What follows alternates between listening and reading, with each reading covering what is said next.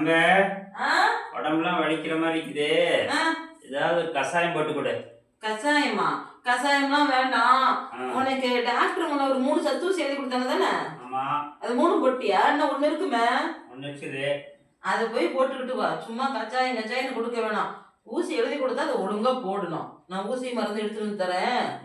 நீ போய் இதுல ஊசியும் அந்த இது மருந்து இருக்குது. போய் இங்க நர்ஸுகிட்ட நான் சொல்லி இருக்கிறேன் ஏற்கனவே. நீ வருவன்னு வந்து எங்களுக்கு தெரியும். போய் நர்ஸுகிட்ட போய் ஊசி போட்டுட்டு வா. சரி போயிட்டா. பாத்துட்டு வா. நீ இப்பயே நின்ற.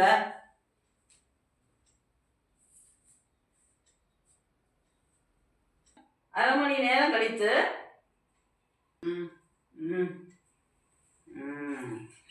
என்ன நெண்டிட்டு வர? அட மனுஷா, ஊசி தானே போட போன. என்னாச்சு? ஐயோ என்னாச்சு? ஐயோ யாரோ அடிச்சிருக்குறாங்க. சொல்ல என்னாச்சு? வயத்தோட என்ன கண்ணெல்லாம் வீங்கி இருக்குது. ஊசி போட போனா அட ஊசி தான் போட போய் சொன்னது. சொல்லு சீக்கிரம் என்னன்னு. ஊசி போட்டாங்களா? போட்டாங்க. தேய்ச்சி விட சொன்னாங்களா? சரி ஆமா சொல்லு. ஊசி போட்டா தேய்க்க தானே செய்யணும். தேய்ச்சியா? எங்க போட்டாங்க? இடுப்புல போட்டாங்க. சரி இடுப்புல போட்டாங்க. தேய்ச்சியா? தேய்ச்சி விட சொன்னாங்க. நர்ஸ் இடுப்பு தேய்ச்சிட்டேன். என்னடா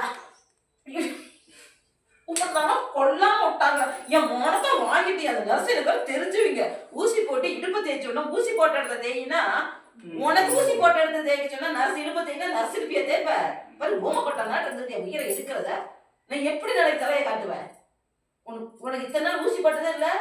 நர்ஸ் கொஞ்சம் வெள்ளையா இருந்துட்டா போதுமே. இன்னும் நாள் சாத்தணும். எருமை மாடலாம் ஊங்காத. நாளைக்கு நான் எப்படி வெளியில போறது? மூஞ்சியும் முகரையும் பார்க்கல. மனுஷனை நம்பி இந்த மனுஷனால இன்னைக்கு நமக்கு எவ்வளோ பிரச்சனை. காய் வாங்க போனா பக்கத்து வீட்டுக்காரி பார்த்து என்னை சிரிக்கிறா. என்ன உன் புருஷன்னு சொல்கிறான். சரி போ. இவ்வளோ தாண்டி இன்னொருத்திக்கிட்ட அங்கே போனானா அவன் என்னங்கிறா, இன்னும் உன் புருஷன் யாரையும் வச்சிருக்கிறானாமே. ஏதோ தெரியாதனமே தேய்ச்சி விடுங்கிறதுக்கு மாற்றி தேய்ச்சி பிடிச்சி அதுக்கு அவள் அப்படி கேட்குறா. சரின்ட்டு என்னாண்ட போனான். இவன் கேரக்டரே மோசமா அப்படி இப்படின்னு பேசினாலுங்க. சரி அதையும் தாண்டி போட்டு கடைக்கு போனேன். காய் வாங்குற இடத்துல ஒருத்தி என்ன சொல்கிறா, ஒரு குழந்தைய காட்டி இங்கே பாரு இந்த பையன் உன் புருஷனாட்டுமே இருக்குது அப்படிங்கிறா. எனக்கு இனிமேல் நான் எங்கேயுமே இந்த மனுஷன் பண்ண காரியத்துக்கு நான் இனிமேல் எங்கேயும் போகல. எனக்கு காயும் வேணாம், குழம்பு வேணாம், சோறு வேணாம், பட்னியெல்லாம் கடந்துட்டு போகிறேன். இதெல்லாம் யாராவது